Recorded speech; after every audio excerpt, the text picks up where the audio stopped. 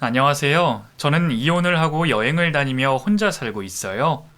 어떤 이들은 큰 일을 당하고 나면 그 일을 잊어버리기 위해서 바삐 산다고 하지만 저는 오히려 마음의 안정을 되찾기 위해 여행을 즐기고 있어요. 사람들이 붐비지 않는 곳에서 여유롭게 차를 마시고 하늘도 보고 탁 트인 바다를 보고 있으면 마음이 평온해지는 것 같아요. 지금 생각해보면 1년 동안 아무것도 눈치를 채지 못한 제가 너무 바보 같아서 웃음이 나오기도 해요. 제겐 그 일이 너무 드라마틱한 일이었거든요. 저는 대학을 졸업하고 작은 회사에 다니며 보통 20대 청년들처럼 지냈어요. 월급을 받아서 하고 싶은 것을 하고 여행도 다니면서요. 재테크에는 관심조차 없었어요. 그러니 당연히 저축이란 것도 하지 않았죠. 그렇게 몇 년이라는 시간을 흘러보냈고 동창 모임을 하게 됐어요. 오랜만에 만난 친구들과 이런저런 이야기를 나누다 저는 깜짝 놀라고 말았어요.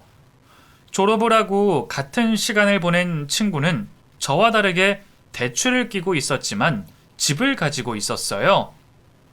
대단하다. 어떻게 집을 살 생각을 다 했니? 은행집인데 뭘. 요즘 다 그렇지 뭐. 주택 청약은 들고 있지? 그게 뭐야? 그것도 몰라? 은행 가서 그거 먼저 가입해. 내가 알려줄게. 친구의 말에 제 자신이 조금 한심스러웠어요. 저는 그동안 일하며 번 돈으로 다 뭘 했나 싶은 마음도 들었죠. 저는 다음날 출근해서 직원들에게 친구 이야기를 했고 다들 가입돼 있다는 것을 알았어요. 저는 점심시간에 바로 은행에 가서 주택 청약부터 들었어요. 다른 사람들은 벌써부터 들고 있는 것을 저만 모르고 있었다니 한숨이 나왔죠. 이때부터 저는 재테크에 관심을 가지게 됐어요. 그러다 부모님이 돌아가시면서 남겨주신 유산으로 부동산 주식을 통해 더 많은 재산을 갖게 됐죠. 그때 제 지인 중에 몇 명이 재테크에 관심이 많았고 만났다 하면 그런 이야기들을 나누며 정보를 교환하다 보니 저도 자연스레 관심을 가지게 됐고 그쪽으로 공부를 하게 됐어요. 그 지인을 통해 모임도 나가게 되면서 저는 재테크에 더 눈을 뜨게 됐어요. 초반에는 작은 것부터 시작해 실패를 한 적도 여러 번 있었지만 실패를 하면서 더 공부를 하게 됐고 어느 순간부터 이익을 남기게 됐어요. 경매로 집을 사기도 했고 상가를 구입해 매달 들어오는 월세도 상당했어요. 돈이 돈을 번다고 저는 계속해서 재산을 불리고 있어요. 그때 그 모임에서 남편을 만나게 됐죠. 남편은 아버지에게 물려받은 사업을 몇 년째 운영하고 있었고 안정적인 생활을 하고 있던 사람이었죠. 가치관이 서로 비슷하다 보니 저희는 더 자주 보게 됐고 서로에게 호감을 갖게 됐어요. 그러다 저는 안정적이고 감정의 변화가 크지 않은 남편이 좋아 결혼을 하게 됐고요. 하지만 결혼을 하고 나서 제 선택이 잘못된 선택이라는 것을 알게 됐어요. 시어머니는 결혼 후 한 번도 일을 해본 적 없었던 사람이었고 시동생은 페이닥터로 일을 하고 있었어요. 여기까지는 아무 문제가 없어 보이지만 시댁에서 일어나는 모든 것들이 모두 다 남편의 주머니에서 나온다는 것을 알았을 때는 작은 일이 아니라는 것을 느꼈어요. 식사를 하든 여행을 가든 모든 것을 남편 카드로 결제를 했어요. 그렇다고 나중에 돈을 주는 것도 아니었고요. 왜 항상 당신 카드로 결제를 해? 원래 그렇게 했는데 그런 게 어딨어. 그거 얼마나 한다고. 우리가 그냥 내면 되지. 이것도 모으면 큰 돈이야. 저번에 여행 갔을 때도 당신 카드로 다 했잖아. 그렇다고 돌려주는 것도 아니고. 우리가 여유로우니까 더 내면 되는 거지. 뭘 그리 복잡하게 생각해. 당연하게 생각하니 그런 거잖아. 고맙다는 말 한마디도 없고. 가족끼리 뭘 그리 일일이 다 표현하고 사니? 표현 안 해서 그렇지 다들 고마워하고 살아. 남편은 저의 말에 대수롭지 않은 듯 말했어요. 시어머니와 시동생은 힘든 일이 있을 때마다 남편에게 손을 벌렸고 남편은 그때마다 도와줬죠. 한두 번도 아니고 매번 그렇게 몇 년씩 생활을 하다 보니 시댁 식구들은 남편의 돈이 곧 자신들의 돈이라 여기는 것 같았죠. 남편 역시 그렇게 해야 된다고 생각하는 것 같았고요. 저는 남편의 그런 면이 싫었어요. 결혼 전이야 어떻게 하든 상관이 없지만 이제 결혼을 했으면 저와 함께 해야 할 문제인데 남편은 그렇지 않았죠. 시어머니는 매달 생활비를 받아가는 것도 모자라 수시로 용돈을 달라 했고 필요한 것이 있으면 사달라고 얘기했어요. 그것도 모자라 남편의 카드를 사용하고 있었고요. 저는 그동안은 모르고 지내다가 남편이 회사 일이 바빠 집에 며칠 못 오게 돼 갈아입을 옷가지들을 가지고 갔다가 책상 위에 명세서를 발견하고 알게 됐어요. 이게 뭐야? 가족 카드가 있었어? 어머니가 하나 가지고 계셔. 이게 한 달을 쓴 금액이 맞아? 그렇지. 아니 생활비도 들여 수시로 용돈도 받아가시는데 카드는 왜 또 당신 걸 쓰신대? 예전부터 그래 왔던 거라. 이제부터라도 좀 바꿔. 생활비를 드리던지 카드를 쓰시던지. 갑자기 어떻게 그렇게 하냐? 왜 못해? 결혼 전에는 어쨌는지 몰라도 지금은 안 돼. 이건 해도 너무하시잖아. 내가 말씀드릴게. 아니야, 내가 말씀드릴게. 괜히 네가 말했다가 기분 상할 수도 있고. 알겠어. 남편은 시어머니에게 얘기한다고 했고 저는 얘기가 끝났다고 생각을 했었어요. 남편이 버는 것은 남편이 관리를 했기 때문에 남편이 시어머니에게 준 카드를 없앴다고 하니 저는 당연히 그 말을 믿었죠. 하지만 그것은 몇 달 가지 않아 들통이 나고 말았어요. 시어머니는 친구분들과 해외로 여행을 가기로 했다고 말하며 여행 경비를 달라고 말하시면서 자신이 가지고 있는 카드가 해외에서도 사용이 가능한 거냐고 물었어요. 그때 저는 남편이 제게 거짓말을 했었다는 것을 알게 됐죠. 어머니, 혹시 그이가 카드에 대해서 아무 말도 하지 않던가요? 무슨 말? 생활비도 드리고 카드까지 쓰시니까 저희가 버거워서요. 생활비를 쓰시던지 카드를 쓰시던지 하나만 하자고 말씀드린다고 했었거든요. 아니, 그런 말 못 들었다. 그래요? 네가 그렇게 하자고 말한 거니? 내가 쓰는 게 아까워서 그러니? 아깝다라기보다 이중으로 나가니까요. 우린 지금껏 늘 이렇게 살아왔다. 네가 뭔데 이걸 바꾸려 하니? 이젠 이 사람도 결혼을 했고 가정이 있으니까요. 가정이 생기면 부모한테 이렇게 해도 되는 거니? 어머니 생활비만 받으셔도 충분하시잖아요. 누가 그러냐? 충분하다고. 카드 돌려줄 테니 생활비를 그럼 지금의 2배로 내놓거라. 네? 그게 싫으면 아무 말도 하지 말고. 네가 뭔데 내 아들 돈으로 이래라 저래라 하는 거야? 나는 내 아들하고 이야기할 테니 제3자는 빠져라. 시어머니는 화가 난 채로 집을 나갔고 저는 어이가 없었어요. 좋은 말로 기분 나쁘지 않게 말했다고 생각했는데 저리 역정을 내시며 나가버리시니 할 말이 없었죠.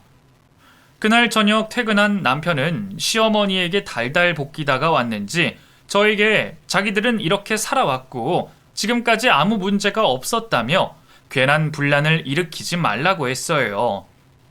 저는 지금이라도 선을 긋는 것이 좋다며 평생 이렇게 살 것 아니면 어렵더라도 지금이라도 끊으라고 말했지만 남편은 내 부모에게 하고 싶어서 하는 것까지 간섭하려 든다며 집이 못 사는 것도 아닌데 뭘 그리 계산적으로 나오냐며 저를 이상한 사람으로 몰아갔죠. 남편은 시어머니에게 해외여행 경비를 보내줬고 시어머니의 카드 역시 없애지 않았어요. 시어머니는 아들 부부가 자신 때문에 사이가 나빠지고 있다는 것도 모른 채 남편의 돈으로 다른 사람에게 퍼주며 생색을 내며 지냈어요. 필요하지 않은 물건들도 값을 따지지 않고 거침없이 사셨고 그만큼 실증도 금방 내셨죠. 남편은 시댁에 계속해서 지원을 해주고 있었고 시댁에서 일어나는 사소한 일들은 어느 순간부터 저에게 알려주지 않았죠. 이 집에서 저만 철저하게 소외되고 있는 것 같았어요. 결혼하고 몇 달 동안 끊임없이 같은 일로 다퉜지만 결과는 늘 똑같았고 바뀐 것이라곤 저와 남편의 거리, 그리고 시댁과 저의 거리였어요. 그리고 몇 달 뒤, 시동생이 같은 병원에서 근무를 하고 있는 여자와 결혼을 하겠다며 데리고 왔죠. 시어머니는 그 여자가 성에 차지 않았지만 임신을 한 여자를 반대할 수 없었어요. 결국 시동생은 아무런 준비를 하지 않은 상태에서 결혼을 하게 됐고 그 결혼 자금도 역시 남편에게서 나왔다는 것을 알게 됐어요. 남편은 저에게 말을 해봤자 또 싸움만 일어날 것이라고 생각했는지 말을 하지 않았지만 뒤늦게 제가 그 사실을 알게 됐죠. 우리 부부 맞아? 또 무슨 소리를 하려고 그래? 도련님 결혼 자금도 그렇고 왜 상의를 안 해? 당신도 당신 버는 돈은 당신 맘대로 하면 된다고 생각하는 거야? 당신이 늘 이렇게 나오는데 내가 말을 할 수 있겠어? 또 내가 잘못됐다는 소리지? 지겹지도 않니? 좋아. 그럼 앞으로 각자 알아서 살자. 나도 그 편이 더 속편할 것 같아. 저는 이 시간부터 더 이상은 관여를 하지 않겠다고 선언했어요. 칼같이 니꺼 내꺼 구분해서 계산적으로 한번 살아보자 싶었죠. 나중에 누가 더 아쉬운 소리를 하게 될지는. 그렇게 저는 남편이 하는 일에 일절 간섭을 하지 않았어요. 그러다 남편의 회사가 힘들어졌고 거래 대금을 결제 못하는 상황까지 오게 됐죠. 남편은 저에게 한마디도 안 하고 혼자 해결하려고 하다가 결국 집까지 경매로 넘어간다는 안내장이 날아오게 되자 털어놓게 됐어요. 저는 그동안 남편이 저에게 했던 것을 생각하면 한 푼도 도와주고 싶지 않았지만 그게 마음처럼 쉽게 되진 않았죠. 하는 수 없이 저는 급한 불부터 꺼야겠다는 생각에 제가 모아뒀던 돈으로 해결을 하게 됐어요. 저 때문에 일이 해결이 되자 남편은 미안하면서도 고맙다고 말을 했죠. 저는 이때가 기회다 싶어 이제부터 시댁에 들어가는 것들은 제가 알아서 하겠다고 말을 했어요. 머뭇거리던 남편은 어쩔 수 없이 저의 뜻에 따르기로 했죠. 저는 먼저 시어머니의 카드 한도를 반으로 낮췄어요. 그러자 시어머니가 노발대발 난리가 났어요. 내가 오늘 얼마나 쪽팔렸는지 아니? 내가 한턱 쏜다고 얘기했다는데 카드가 긁혀야 말이지. 그거 카드 한도를 낮춰서 그래요. 뭐? 왜 한도를 낮춰? 이제는 그 한도 내로 쓰셔야 해요. 그이 회사 사정도 어렵고 예전처럼 그렇게 못 해드려요. 뭐라고? 쥐꼬리 같은 돈이나 쓰라고 나한테 카드 쥐어준 거야? 그것도 싫으시면 주세요. 저는 그 쥐꼬리 같은 돈도 아쉬우니까요. 내 참 기가 막혀서. 애비 지금 어딨냐? 이제 그이 그만 찾으세요. 제가 알아서 하기로 했으니까 저랑 얘기하세요. 뭐라고? 누구 맘대로? 시어머니는 남편에게 전화를 걸었고 남편이 저와 이야기를 하라고 하자 열을 내며 전화기를 던졌어요.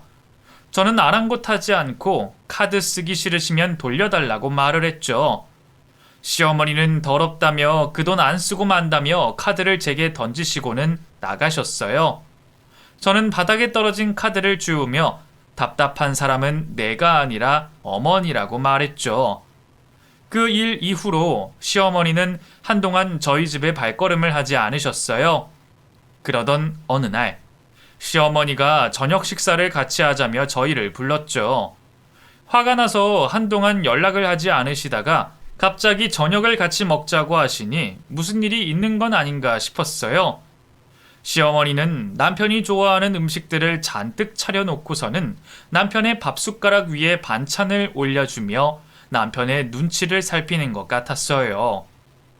저녁 식사를 마치고 나서 시어머니는 남편에게 시동생이 지금 다니고 있는 병원에서 스트레스가 이만저만이 아니라고 말을 하며 너무 심해서 정신과 진료도 받고 있다고 말했죠. 보고 있자니 너무 딱하다며 병원 하나 차려주는 것이 어떻겠냐고 말했어요. 그럼 그렇지. 시어머니가 저희를 부른 이유는 따로 있었죠. 저는 남편에게 또 손을 벌리는 시어머니가 너무 어이가 없었어요. 요즘 남편 회사도 예전만큼 잘 되는 것도 아니라 저는 남편이 거절하지 못하고 해준다고 말을 할까봐 속으로 겁이 났어요. 정신과 진료를 받을 만큼요? 그래, 나도 최근에야 알았어. 사람들 갈굼이 말도 못하나 봐. 그래요?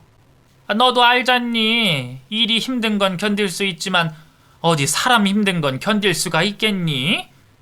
그렇죠. 그 사람 스트레스가 장난이 아니죠. 어디 알아본 곳은 있대요? 요 앞 사거리 알지? 거기 병원 하나가 급매로 나왔나 보더라. 그래요? 제가 한번 알아볼게요. 그래. 내가 의지할 곳이라곤 너밖에 없구나. 너무 걱정 마세요. 옆에서 가만히 듣고 있던 저는 너무 화가 났죠. 앞뒤 재보지도 않고 해주겠다뇨. 지금 우리 형편에 그게 가당키나 한 소리인지 참다 못한 저는 남편을 가로막았어요. 어머니 안 돼요. 저희 못 해드려요. 뭐? 아니 병원 차리는 게 한두 푼도 아니고 빚내서 해야 될 텐데 그걸 이 사람더러 해달라고요? 도련님 일은 도련님이 알아서 하시라 그러세요. 걔가 형편이 되면 내가 얘한테 말을 꺼냈겠니? 차릴 형편 안 되면 계속 그 병원 다니라고 그러세요. 시중에 돈도 없으면서 무슨 병원을 차리겠다고 그러세요? 아니 얘가 네가 뭔데 이래라 저래라야.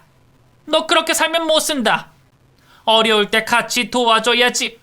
아닌 말로 지금 애가 하고 있는 회사도 네 시아버지가 하던 거야. 이렇게 살 수 있었던 것도 다 시아버지 덕이라고. 그럼 가족들을 보살펴야 하는 건 당연한 것 아니냐? 네 돈을 달라는 것도 아닌데 너는 어쩜 사사건건 물고 늘어지니? 아버님 돌아가신 지도 벌써 몇 년인데요. 지금 그 회사가 일이 된 것은 다 이 사람 덕이에요. 그리고 그 덕 지금까지 넘치게 받아가셨잖아요. 아니 얘가... 제 말에 시어머니는 뒷머리를 잡으셨고 남편은 말하려고 하는 저를 막아서며 제 팔을 잡아 끌고 밖으로 나왔어요. 이거 놔. 그만 못해? 왜? 내가 틀린 말 했어? 언제까지 이러고 살 건데? 당신 너로 돈 달라는 소리 안 할 테니까 그만 좀 해. 뭐야? 내가 지금 내 돈 나갈까봐 이런다는 거야? 그냥 좀 조용히 지나가면 안 돼? 꼭 이렇게 분란을 일으켜야겠어? 당신 마지막 경고야. 또 돈 해줬다가는 그 길로 당신이랑 나랑 끝이야. 무슨 말이야? 뭐 이혼이라도 하겠다는 소리야? 그래, 정말 끝이야. 저는 남편에게 이혼을 하겠다는 경고장을 날렸어요. 이렇게 해야만 남편이 생각을 고쳐먹을 것 같았죠. 제 예상대로 남편은 시어머니에게 회사 사정도 그렇고 여유가 있으면 그때 다시 생각해보자고 말을 했고, 시어머니는 해주겠다고 말을 하던 남편이 절이 나오니 저에게 온갖 구박을 하기 시작했어요. 결혼했으니 며느리의 밥 좀 얻어먹어보자며 삼시세끼 밥을 해달라고 그러고 집안일을 마구잡이로 시켰죠. 연락도 없이 집으로 찾아오는 일도 잦아지고 뭐든지 본인 마음 내키는 대로 행동을 하셨어요. 너무 어이가 없고 황당했지만 이렇게 나와도 아무 소용이 없다는 것을 깨닫게 하고 싶었던 저는 군말 없이 시어머니가 해달라는 대로 다 해줬어요. 이번 주말에 집으로 좀 와라. 왜요?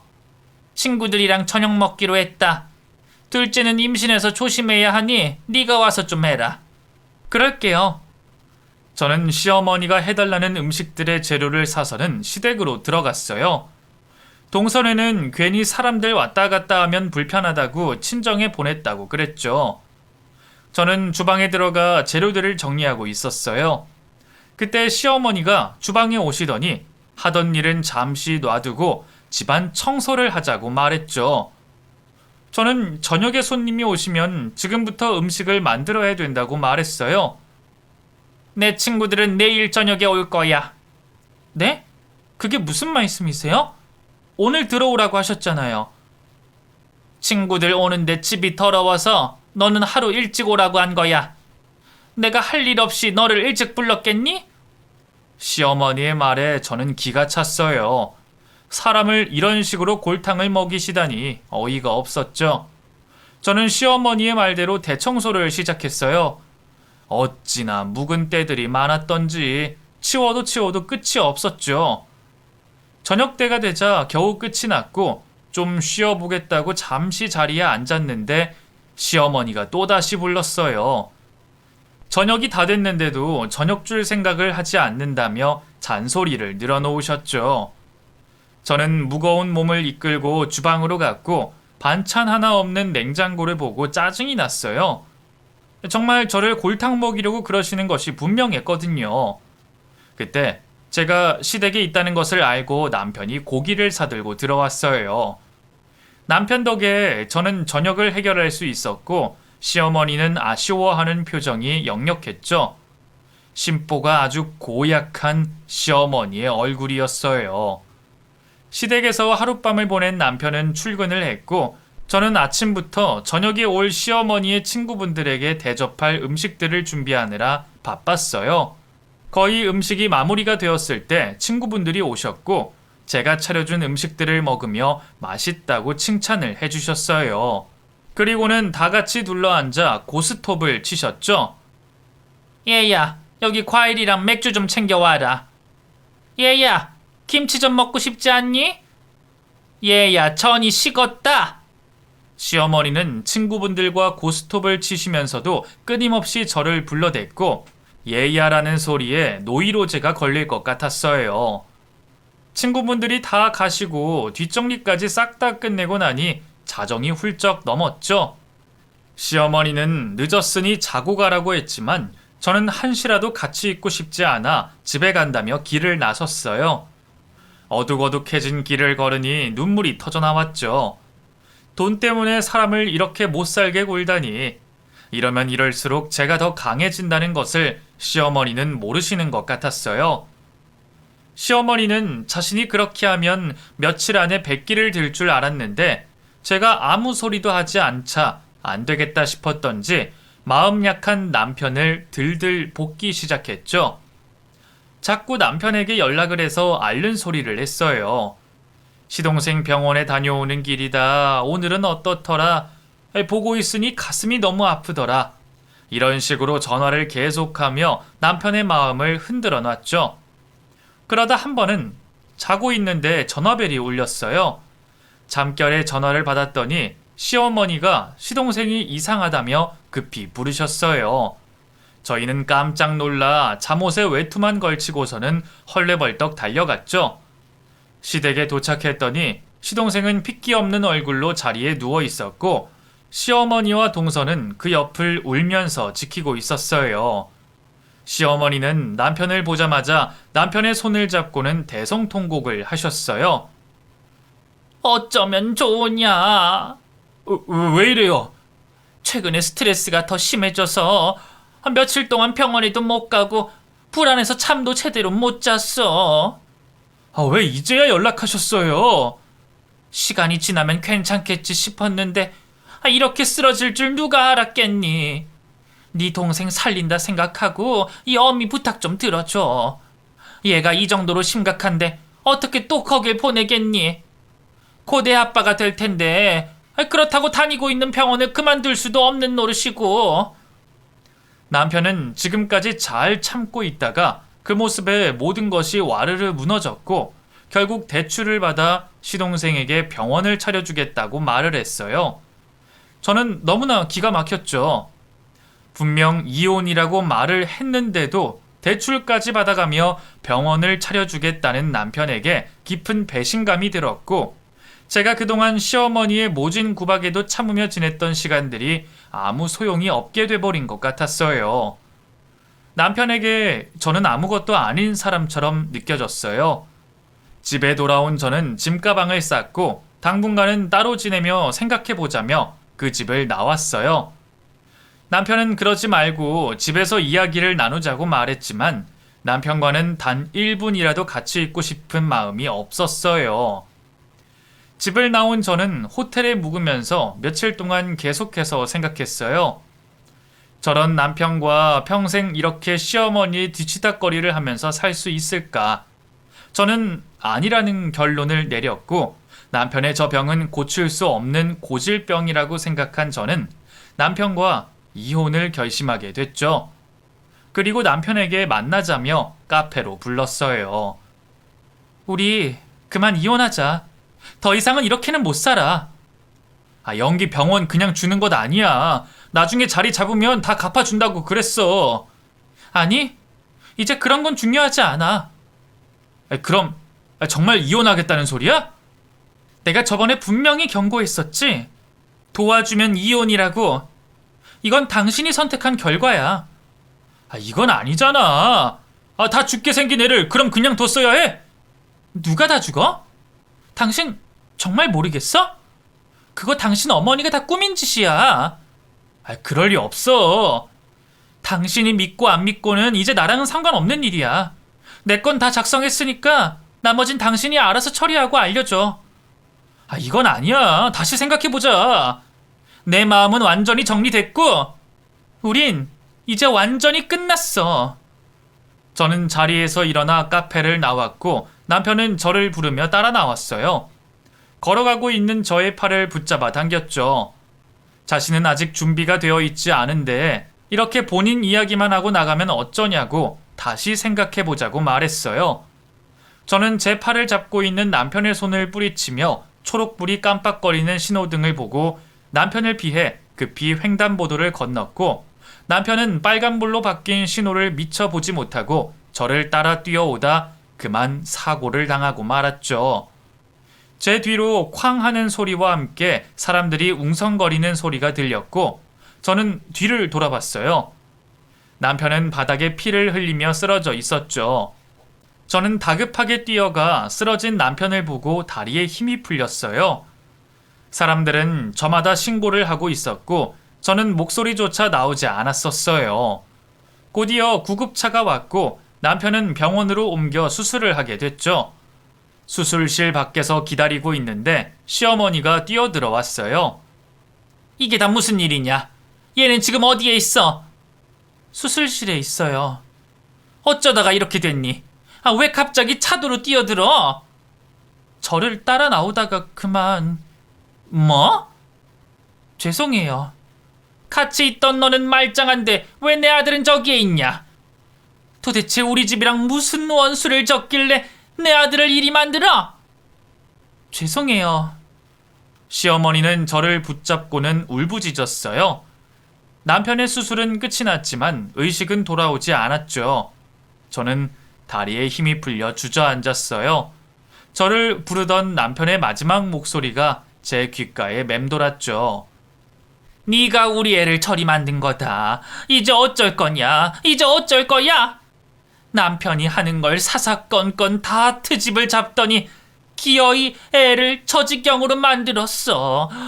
아이고 내 새끼 이제 어떡하냐. 아이고 불쌍한 것. 시어머니는 저를 잡고 흔들어댔고 저는 아무 말도 할 수가 없었어요. 시어머니의 말대로 저 때문에 남편이 저리 된 것 같아 죄책감에 너무 힘이 들었죠.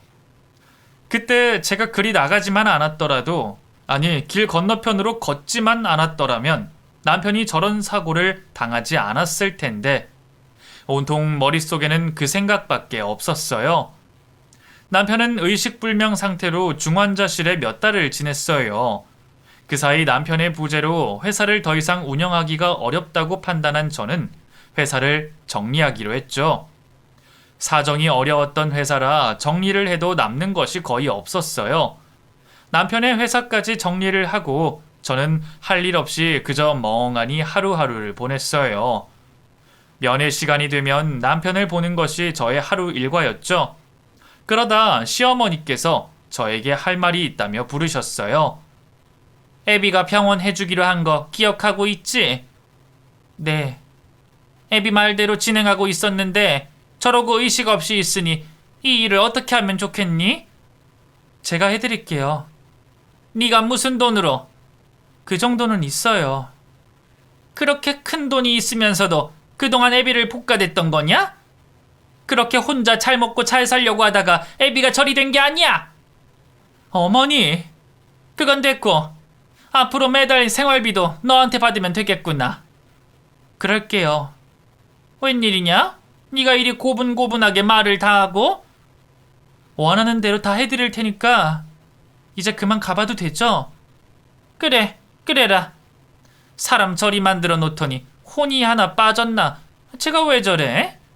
저는 시동생의 병원도 매달 드리던 시어머니의 생활비도 뜻대로 다 해드렸어요.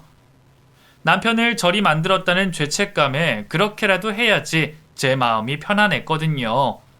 이혼을 하겠다는 마음은 이미 접은 지 오래됐고 남편이 깨어나기만을 기도했어요. 그러다 남편의 상태가 호전돼 일반 병실로 옮길 수 있게 됐죠. 여전히 의식은 돌아오지 않았지만 중환자실이 아니라 일반 병실이라는 이유만으로 남편이 곧 깨어날 것 같은 희망이 들었죠. 그렇게 한두 달을 더 보낸 남편을 시어머니는 갑자기 시동생의 병원으로 옮긴다고 말했어요. 갑자기 병원을 왜 옮기시게요? 동생이 병원을 하고 있는데 굳이 여기 돈 들여가면서 있을 필요가 있냐? 그래도 큰 병원에 있는 게 더 나을 텐데요. 혹시나 비상 상황이 생기면 처리하기도 더 쉽고. 내 말대로 해라.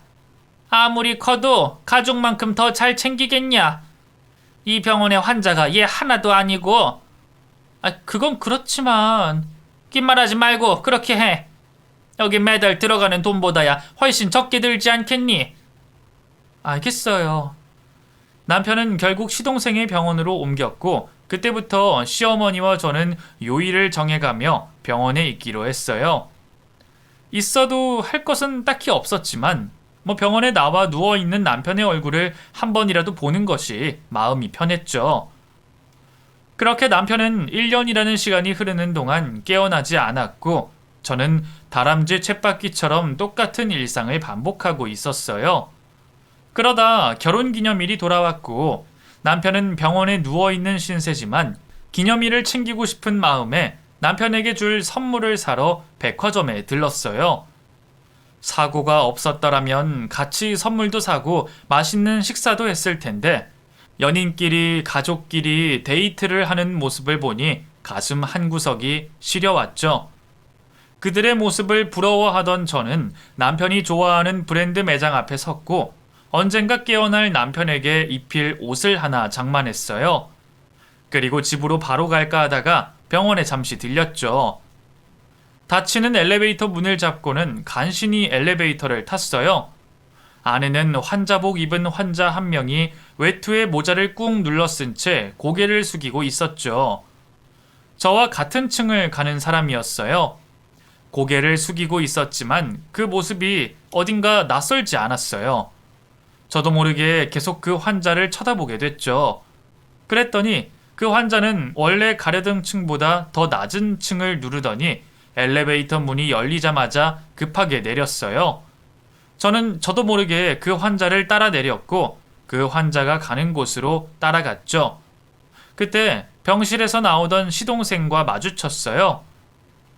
형수님, 어디 가세요? 아까 그 환자가 형님이랑 너무 닮아서요. 아까 지나가신 그분이요? 네. 전혀 안 닮았던걸요? 그래요? 채영이랑 딱 형님이었는데? 병실에 있어야 형님이 어찌 다니겠어요. 형수님이 잘못 봤을 거예요. 그렇겠죠. 그만 올라가시죠. 네. 저는 시동생과 함께 다시 엘리베이터를 타고 남편이 있는 곳으로 갔어요. 남편은 여전히 침대에 누워 있었죠. 저는 백화점에서 사온 옷을 꺼내어 들고 남편에게 나중에 일어나면 이 옷을 입고 여행을 가자고 말했어요. 남편은 제가 하는 말을 듣고 있는 것 같았죠. 며칠 뒤 주말, 집에서 조용히 쉬고 있는데 복도가 시끌벅적했어요. 몇 주 전부터 인테리어 공사를 한다고 하더니 오늘 이사를 들어오는 날인 것 같았죠. 오후가 되자 이사가 끝났는지 조용해졌고 현관문 벨소리가 울렸어요. 옆집에 새로 이사 오신 분이 떡을 돌린다며 찾아오셨죠. 요즘에 이사떡 하는 집 잘 없던데. 저희 시댁 어르신들이 연세가 많으셔서 이런 걸 꼭 챙기시거든요. 그러셨구나. 잘 먹을게요. 잠시 들어오실래요? 그래도 될까요? 네, 안 바쁘시면 차라도 한잔하고 가세요. 옆집 아주머니는 제 말에 집으로 들어왔고 저는 아주머니가 가지고 오신 떡과 커피를 내놓았어요. 예쁘게 꾸며놓고 사시네요. 신혼부부신가 봐요. 네, 결혼한 지 얼마 안 됐어요. 커피 드세요. 고마워요. 저희는 결혼한 지 20년 됐어요. 젊으신데 일찍 결혼하셨나 봐요. 네, 그렇게 됐죠. 집 구경 좀 해도 될까요? 우리 집이랑 구조가 반대라서 느낌이 좀 다른 것 같기도 하고. 네, 그러세요. 옆집 아주머니는 여기저기 다니며 구경을 하다가 거실에 걸려있는 제 웨딩 사진에서 멈춰섰어요. 어머, 이분 집이었구나. 네? 남편분이요. 낯이 익는다 했더니. 제 남편이요? 네, 제가 요 앞에서 옷가게를 하고 있거든요. 옷걸이도 좋으시고 옷 입는 센스도 좋으셔서 기억하고 있었어요. 정말 인연이네요. 이렇게 옆집에 살고 계시다니. 정말 제 남편을 만난 적이 있으세요? 그럼요. 어제도 옷 사러 오셨는데. 네? 그럴 리가요. 저희 남편은 1년 전에 교통사고로 지금까지 병원 신세를 지고 있는걸요? 네? 아닌데? 제가 똑똑히 기억해요. 어제 분명 노란 바지를 사가지고 가셨어요. 제가 이 장사를 수십 년째 하고 있는데 여러 번 온 손님들 얼굴은 기억하려고 하지 않아도 저절로 기억을 하더라고요. 남편분 어제 오신 그분 맞아요. 쌍둥이가 아니라면 확실해요. 처음에는 옆집 아주머니가 사람을 잘못 봤을 거라고 생각했지만 너무나 확신에 찬 목소리로 이야기를 하니 괜히 찝찝한 기분이 들었어요. 그래서 저는 대충 치워놓고선 남편이 있는 병원으로 갔죠. 병원 입구에 도착한 저는 문을 열고 들어서는데 노란 바지를 입은 한 남자와 부딪히게 됐어요. 저는 깜짝 놀라 고개를 들었고 순간 심장이 멎는 것 같았죠. 위에서 내려보고 있는 사람은 다름 아닌 남편이었어요. 병실에 누워 있어야 할 남편이 제 눈앞에 서 있자 저는 너무 놀랬고 남편 역시 저를 보자마자 놀라하더니 갑자기 뒤를 돌아 뛰기 시작했어요.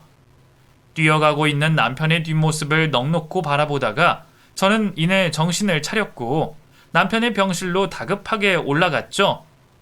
병실 앞에는 시어머니가 지키고 있었어요. 네가 병원에는 웬일이냐? 그이 보려고요. 어제도 봤는데 뭘 또 보러 왔니? 매일매일 똑같이 잠만 자고 있는 앤데. 그래도 봐야겠어요. 내가 방금 보고 나왔다. 괜히 왔다 갔다 거리지 말고 돌아가. 얼굴만 잠시 보고 갈게요. 얘가 왜 이리 고집을 피워? 저리 비키세요. 저는 시어머니를 밀치고 병실 문을 열었어요. 환자복을 입고 있는 남편은 침대에 누워 있었어요. 저는 남편 가까이 다가갔고 남편은 어제와 마찬가지로 미동도 없이 가만히 있었죠. 늘 똑같은 애 뭘 그리 본다고 이 난리니? 이제 봤으니 그만 나가봐라. 죄송해요. 제가 잘못 봤나 봐요. 시어머니는 서둘러 저를 내보내려 몸을 돌렸어요. 그때 저는 남편의 입가에서 옅은 미소를 봤죠. 순간 저는 등줄기가 오싹해졌어요. 발걸음을 돌려 남편이 덮고 있던 이불을 걷어낸 저는 깜짝 놀라 뒤로 넘어지고 말았죠. 남편은 운동화를 신고 노란 바지를 입은 채 침대에 누워 있었어요. 아까 병원 입구에서 마주친 사람은 남편이 맞았죠. 여보, 아니 당신 의식이 돌아온 거야? 내 말 좀 들어봐. 가까이 오지 마. 침착하고 내 얘기를 좀. 오지 말라고 그랬지. 저는 뒷걸음질을 치며 뒤도 돌아보지 않고 병원을 뛰어나왔어요. 그동안 의식 없이 누워만 있던 남편이 아무렇지 않게 움직이고 말을 하다니 저는 도무지 믿을 수가 없었죠. 한참을 정신없이 뛰다가 바닥에 털썩 주저앉았어요. 너무나 황당하고 어이가 없어서 꿈을 꾸고 있는 것 같았죠.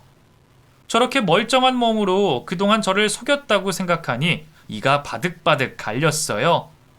그동안 죄책감을 안고 살아왔었는데 거짓이었다니. 어떻게 사람 하나를 이렇게 속일 수가 있는 것인지 저는 너무 화가 나고 속이 터질 것 같았어요. 집에 돌아온 저는 남편과 마주하게 됐죠. 남편은 제게 미안하다며 처음부터 속일 생각은 없었다곤 그렇게 할 수밖에 없었던 자신을 이해해달라며 용서를 구했어요. 당신이랑 이혼하기 싫어서 그랬어. 언제부터야? 언제부터 의식이 돌아왔던 거야? 병원 옮기고 난 후부터. 뭐? 그럼 반년이나 나를 속인 거였어? 이혼하겠다는 당신 마음이 수그러지면 그때 말하려 했어. 그걸 지금 말이라고 하는 거야? 미안하다. 당신이 먼저 알게 될 줄은 몰랐어. 다른 가족들도 벌써 다 알고 있었다는 소리지? 당신 거짓 연기를 위해서 병원도 옮긴 거고. 어쩜 다들 나한테 이럴 수가 있어?